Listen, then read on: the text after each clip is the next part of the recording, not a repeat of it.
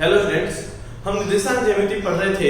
हमने last video में ये पढ़ा था कि दूरी पर आधारित हम कैसे किसी आकृति को पहचानते हैं। तो हमने त्रिभुजों की बात की थी। अब हम बात करते हैं चतुर्भुजों की। तो आइए आज बात करते हैं निर्देशांक ज्यामिति की। निर्देशांक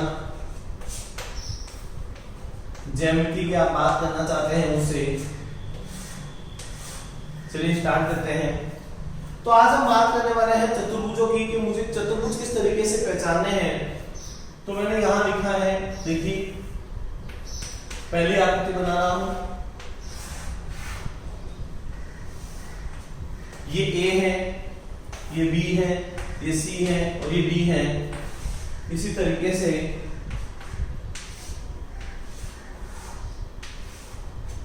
ये ए है, ये बी है, ये सी है और ये क्या है, डी है।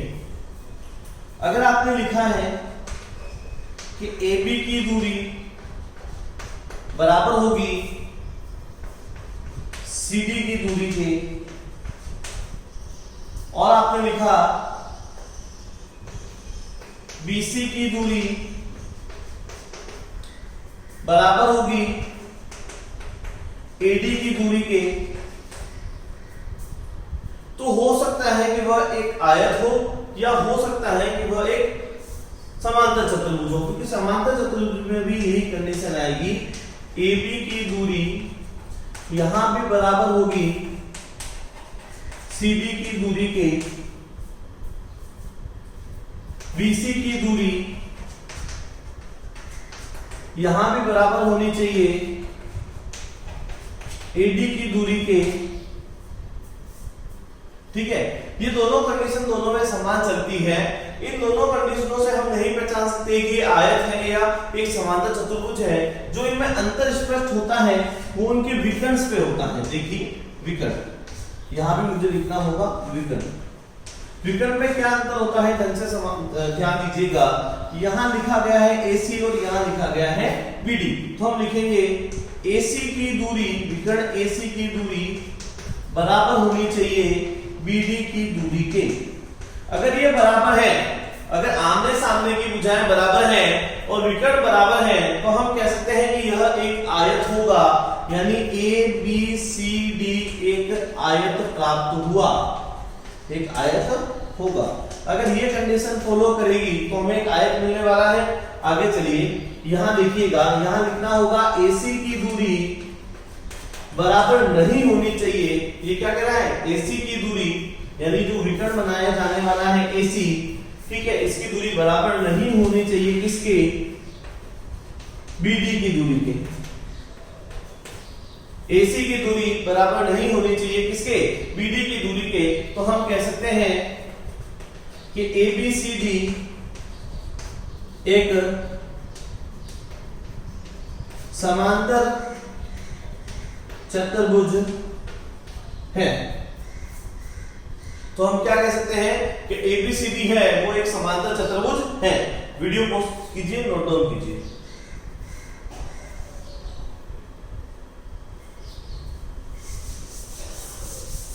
इसी के बाद दो और आकृतियों की बात करते हैं, उसके बाद क्वेश्चन सॉल्व करेंगे।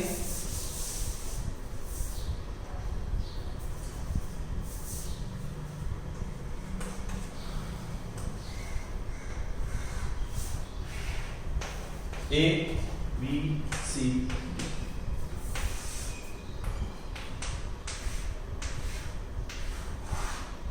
A B C D। अगर मैंने लिख दिया AB की दूरी बराबर BC की दूरी बराबर CD की दूरी बराबर AD की दूरी, अगर चारों दूरियां बराबर हैं तो हो सकता है कि वह एक वर्ग हो। इसी तरीके से यहां भी देखिएगा, AB की दूरी बराबर BC की दूरी बराबर CD की दूरी बराबर AD की दूरी। अगर मैंने आपसे ये कहा है कि उसकी चारों दूरियां बराबर हैं तो हो सकता है कि वो एक समचतुर्भुज हो जो इनमें अंतर स्पष्ट होता है वो इनके विकर्ण पे होगा। विकर्ण की बात करते हैं, ये विकर्ण AC है, ये विकर्ण क्या है BD। तो मैं लिखूंगा विकर्ण AC अगर आपका बराबर है विकर्ण BD के, तो मैं कह सकता हूं कि ABCD एक वर्ग होगा। ABCD क्या होना चाहिए? ABCD एक वर्ग होना चाहिए। अब यहां जब मैं विकर्ण की बात करता हूं, विकर्ण AC की दूरी यहां बराबर नहीं होगी किसके? BD की दूरी के, यानी AC की दूरी बराबर नहीं होनी चाहिए BD की दूरी के। तो आप कह सकते हैं कि ABCD एक समचतुर्भुज होगा। ठीक है, अंतर कहां स्पष्ट हो रहा है ढंग से समझिएगा। अगर आपके विकर्ण बराबर आ जाते हैं तो वहां क्या होना चाहिए? वर्ग। अगर आपके विकर्ण बराबर नहीं आते हैं तो वहां क्या होना चाहिए? समचतुर्भुज। इस तरीके से हम दूरी पर आधारित कुछ आकृतियों की पहचान करते हैं। ढंग से समझ लीजिएगा किस तरीके से करते हैं। क्वेश्चन में पूछ जाता है कि सिद्ध कीजिए कि ये एक वर्ग है, सिद्ध कीजिए कि एक समचतुर्भुज है। तो ऐसे क्वेश्चन एग्जाम में पूछे जाते हैं, तो इनको ढंग से पढ़िएगा। वीडियो पॉज कीजिए, नोट डाउन कीजिए।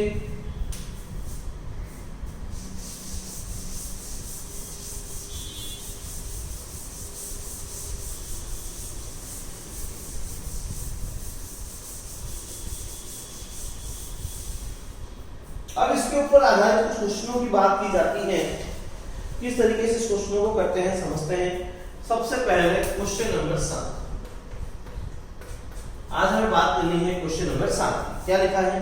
सिद्ध कीजिए कि बिंदु एक समकोण त्रिभुज के शीर्ष हैं। तो पहले मैंने बिंदु लिख दिए। बिंदु क्या क्या दिए गए हैं? बिंदु मुझे दिए गए हैं 2, -2, फिर मुझे बिंदु दिए गए हैं -2, 1, फिर मुझे बिंदु दिया गया है 5, 2। एक समकोण त्रिभुज के शीर्ष से मुझे ये सिद्ध करना है। ठीक है, तो मैंने इसे A बिंदु मान लिया, इसे B बिंदु मान लिया, इसे क्या मान लिया? C।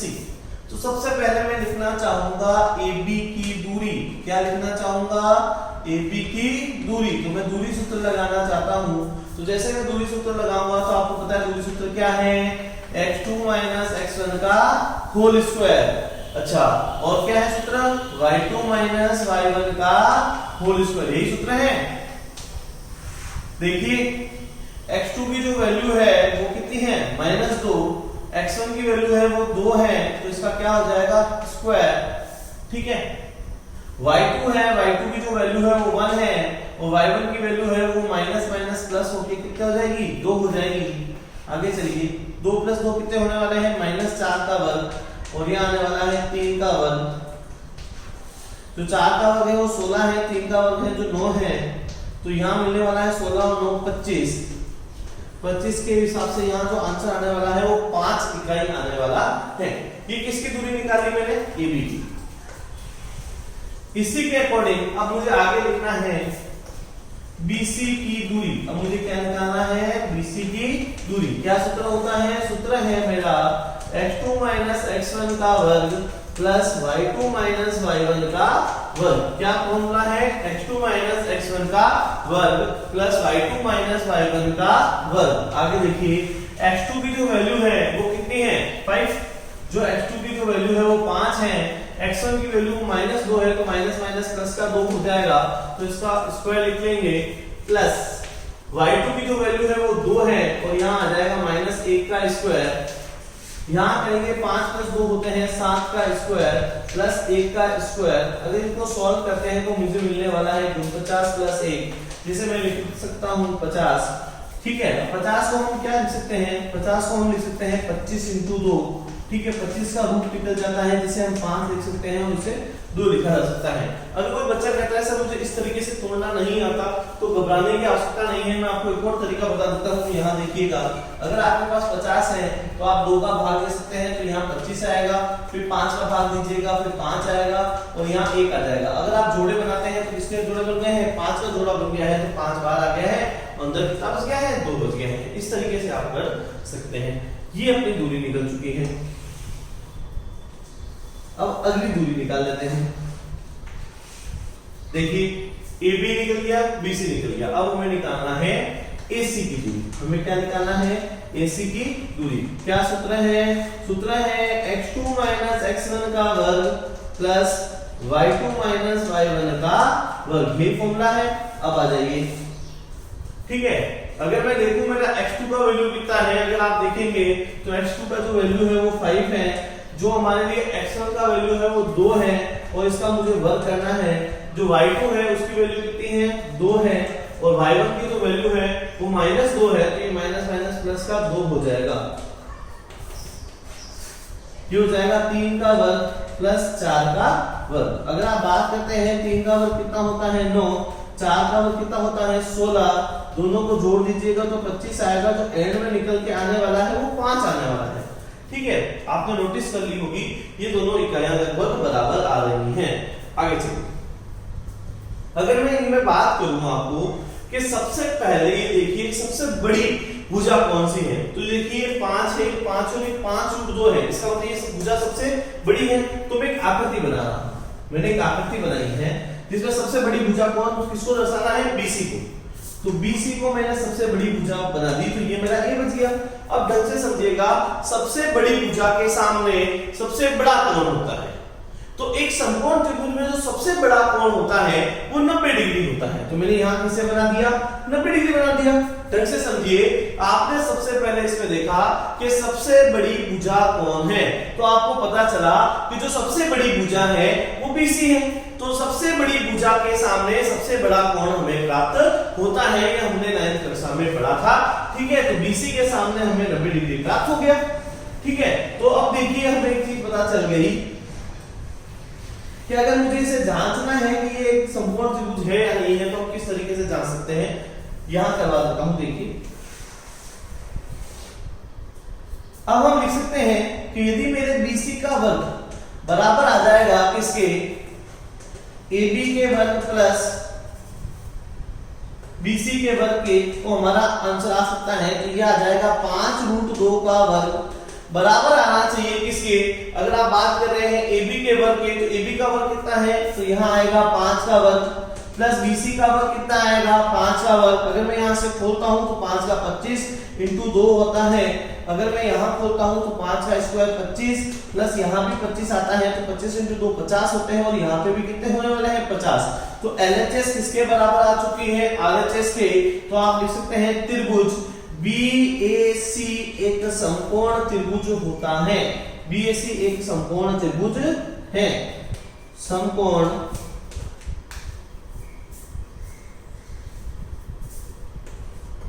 त्रिभुज है। ये हमारा हैंड्स प्रूव हो चुका है, इतनी सिद्धम हो चुका है। वीडियो पॉज कीजिए, अच्छे से नोट डाउन कीजिए, कोई भी प्रॉब्लम हो पूछ लीजिएगा।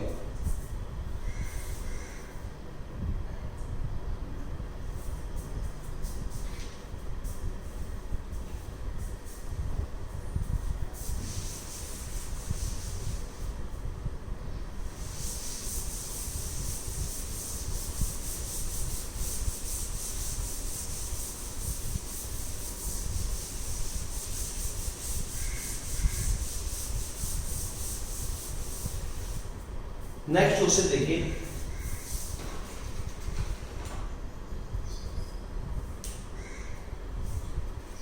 क्वेश्चन नंबर 7 हो चुका है। क्वेश्चन नंबर 8 में आपको एक वर्ग सिद्ध करना है, तो टोटल 6 दूरियां निकालनी होती है, 4 भुजाएं और 2 विकर्ण। उसके बाद आप ज्ञात कर सकते हैं कि यह एक वर्ग होगा या नहीं होगा। तो ये आपको करना है। मैं क्वेश्चन नंबर 9 कराने वाला हूं। तो जो क्वेश्चन नंबर 8 है वो आज आपके लिए होमवर्क रहने वाला है। हमें आज जो बात करनी है वो क्वेश्चन नंबर 9 की करनी है। चलिए क्वेश्चन नंबर 9 करते हैं। क्या लिखा गया है, सिद्ध कीजिए कि बिंदु, हमें त्रिभुज दिया गया है, मान लेते हैं ये A है, मान लेते हैं ये B है, मान लेते हैं ये C है, ठीक है। अब इसमें कहा गया है कि बिंदु, इसे मान लिया मैंने ये A, A है। आगे चलिए, ये -1, -A है, ये -√3a, √3a, ठीक है। मेरे पास A बिंदु दिया गया है, मेरे पास B बिंदु दिया गया है, मेरे पास C बिंदु दिया गया है, और मुझे सिद्ध करना है कि ये जो है एक समबाहु त्रिभुज है। त्रिभुज ABC है, वो एक समबाहु त्रिभुज है। तो मैंने कुछ भी नहीं किया, सबसे पहले मैंने निकाला AB की दूरी। मैंने क्या निकाला? AB की दूरी। अगर मैं AB की दूरी निकालूंगा तो क्या होगा? ये होगा x2 - x1 का वर्ग प्लस आने वाला है y2 - y1 का वर्ग। जो x2 की वैल्यू है AB की दूरी, मतलब अगर बात करूं, मेरे लिए जो x2 की वैल्यू है वो -a है, x1 की वैल्यू है वो मेरे लिए a है, और उसका क्या होने वाला है? वर्ग होने वाला है। आगे चलिए, अब मैंने कहा y2 की वैल्यू भी मेरे लिए -a है और y1 की वैल्यू भी a है, तो इसका भी वर्ग हो जाएगा। अगर मैं इसे सॉल्व करता हूं तो मुझे मिलता है -2a का वर्ग प्लस ये मिलने वाला है -2a का वर्ग। इसे और सॉल्व करने पर प्राप्त होता है ये 4a² है, और ये भी कितना है? 4a²। तो दोनों को जोड़ने पर मुझे पता चलता है ये 8a² है। अगर आप इसे हल कर देते हैं तो ये आता है 2√2a। ये मैं आपको सिखा चुका हूं किस तरीके से हल करना होता है। तो हमारा जो आंसर आया है वो कितना आया है? 2√2a आया है। आगे अब AB निकल चुका है, तो मैंने निकाल दिया AC की दूरी। मैंने किसकी दूरी निकाली है? AC की दूरी। फॉर्मूला क्या है? मेरा फॉर्मूला वही है x2 - x1 का whole square plus y2 - y1 का होल स्क्वायर, ठीक है। अब हमें देखिए जो x2 की वैल्यू मिलने वाली है, मैं AC की दूरी निकालने वाला हूं, तो x2 की जो वैल्यू है वो -√3a है, और मेरे पास जो x1 की वैल्यू है वो a है, तो इसका वर्ग आ जाएगा। फिर y2 की जो वैल्यू है वो मेरे पास √3a है, और इसके यहाँ पे a आ जाएगा। अब इसे सॉल्व करने के लिए हमें एक सरल समीकरण का प्रयोग करना होगा, a + b का होल स्क्वायर, जो कि होता है a² + b² + 2ab, और उस सरल समीकरण को हल करने के लिए a - b का होल स्क्वायर लगाना होगा। तो पहले मैंने माइनस कॉमन ले लिया, तो यहाँ वर्ग हो जाएगा, तो ये बन गया √3a + a का वर्ग, और ये बन गया √3a - a का वर्ग। तो -1 का स्क्वायर तो प्लस का 1 होता है, इसे मैंने खोल दिया तो ये आया 3a² + a² प्लस का 2√3a², यहाँ पे भी आया 3a² + a², और ये आया माइनस का 2√3a², ठीक है। तो ये कट गया, इससे कितने बच चुके हैं ढंग से देखिएगा, 3, 4, 7 और 8। यहाँ आया है 8a², जिसको आप लिख सकते हैं 2√2a। अभी तक मेरे दोनों भुजाएं बराबर आई हैं, यानी AB की दूरी मेरे बराबर आई है किसके?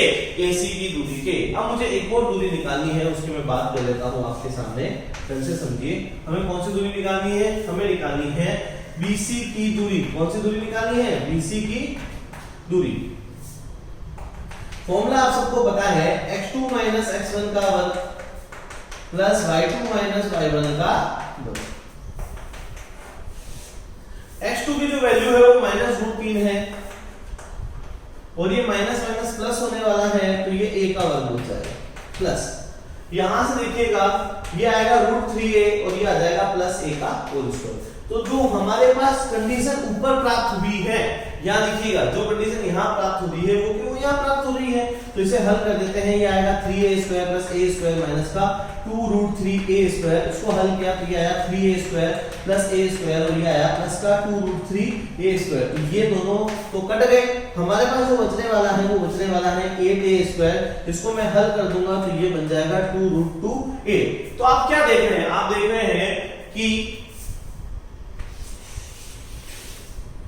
आपने देखा कि AB की दूरी बराबर है AC की दूरी बराबर है BC की दूरी। अगर आपके पास तीनों दूरियां बराबर है तो हम कह सकते हैं त्रिभुज ABC एक समबाहु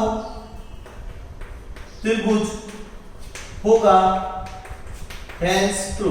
यही प्रूव करना था, यही हमें सिद्ध करना था कि त्रिभुज एबीसी एक समबाहु त्रिभुज है। वीडियो पॉज कीजिए, अच्छे से नोट डाउन कीजिए, कोई भी प्रॉब्लम हो तो पूछ लीजिएगा।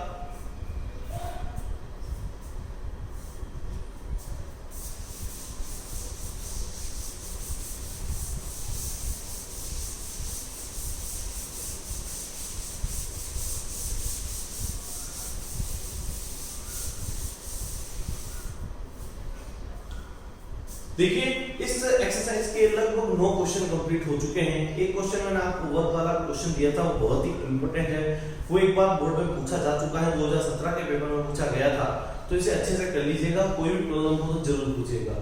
बस यही कहना है, पढ़ते रहिए, आगे बढ़ते रहिए। धन्यवाद।